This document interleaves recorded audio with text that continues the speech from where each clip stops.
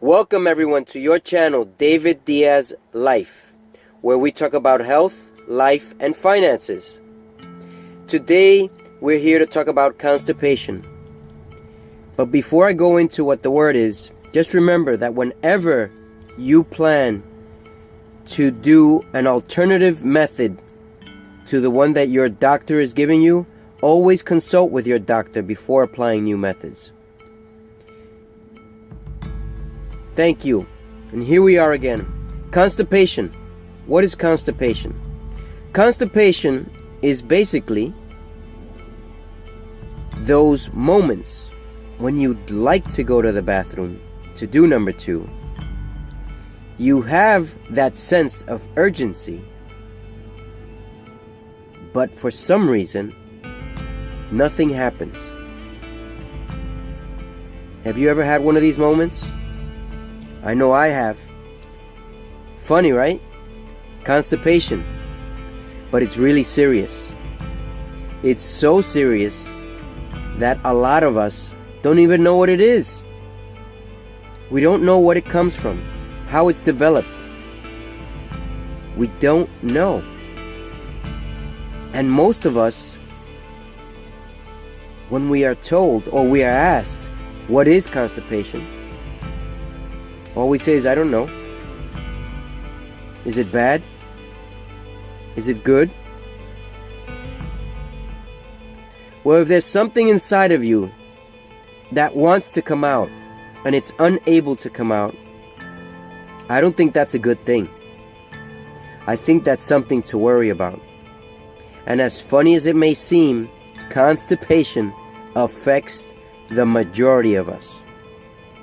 How? Just look at an infant when they're born. One of the earliest signs of constipation can be found in an infant. Now let's look at them. What are they eating? They're not eating anything. They're taking formula or milk. So if you look at a baby and you look that they're getting constipated, chances are the only thing that they're having is milk, formula.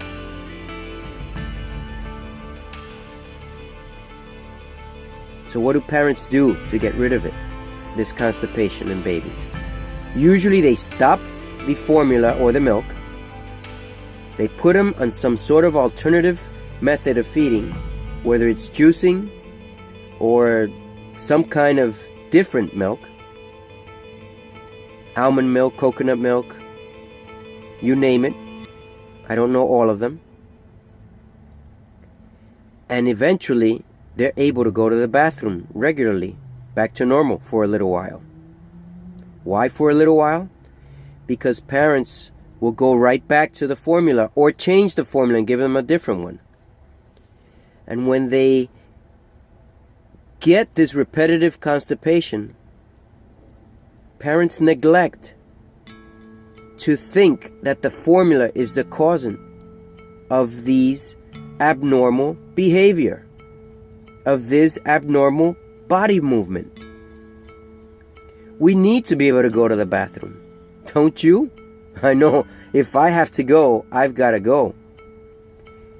However, I remember those days when I used to be constipated, when I couldn't go to the bathroom. Funny, right? Not funny. Why? Because when you can't go to the bathroom, what is it? That constipation part. What is it? We're trying to get rid of garbage. And if we can't get rid of it, do you know what happens to it? It accumulates in our bodies. And it doesn't only accumulate, but it becomes known as what is a toxic buildup. We begin to gain weight for a good number of us, but the majority of us don't gain weight, or we gain some, but we don't reflect our weight because we're thin. all this toxic buildup, constipation, affects us. How does it affect us? We get pains in our intestines. We get stomach cramps. We get a buildup. Our pancreas and our liver get affected, amongst other things. Is a doctor going to be able to tell you this? Possibly. Are you going to be able to go and consult and get this fixed right away? Possibly. However, most of us never figure out what it is. Most of us don't ever ask ourselves, what is it? What is constipation? Constipation is one of those factors that if you do not fix, will cause other illnesses in your body. What? How so? Constipation. Funny word, right? Constipation is a word that's telling you, I don't want this. How do we get rid of it? And if you're not getting rid of it, can you imagine the amount of toxic waste you are building up in your body? What's the average amount of time we should be going to the bathroom for number 2? I would say daily. And if not daily, close to that. But the majority of us will never take it into consideration until it's too late, or until other illnesses develop. You see, most of us never ask ourselves, what are we doing now to resolve our constipation? How can we resolve our constipation? Are you laughing now? It's not funny. It's very serious. What do you think? That the majority of these illnesses happen by chance? Absolutely not. They happen by neglect, by not taking care of our body. Isn't it the only place we have to live? We might as well clean it.